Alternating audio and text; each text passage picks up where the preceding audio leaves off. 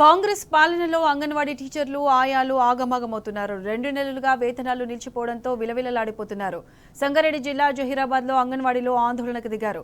రేవంత్ పాలనలో పండగ పూట పస్తులు ఉండాల్సిన దుస్థితి వచ్చిందంటూ ఆవేదన వ్యక్తం చేశారు. వేతనం లేక కుటుంబాల పోషణ భారమైందంటూ వాపోతున్నారు. పెండింగ్లో ఉన్న జీతాలను వెంటనే చెల్లించాలంటూ అంగన్వాడీ సిబ్బంది డిమాండ్ చేశారు. పెండింగ్ లో ఉన్న జీతాలు వెంటనే ఇవ్వాలి. పెండింగ్ లో ఉన్న జీతాలు వెంటనే.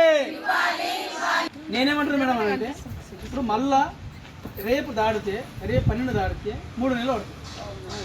జీతం కాబట్టి 3 నెలలు కావాలి. ఇప్పుడు ఎవరు అడగాలి? మీరు మళ్ళీ అటెండెన్స్ పంపిస్తారు రేపు కదా.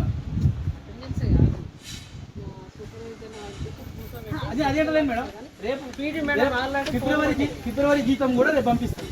3 నెలలు అవుతుంది. ఫస్ట్ మీ మాట విన్నాం. ఎందుకనంటే ఇక్కడ సుపీరియర్ ఆఫ్ ది ఆఫీసర్ మీరు కాబట్టి 2 రోజులు ఆగలం అయిపోవాలంటే 2 రోజులు ఆగినా 4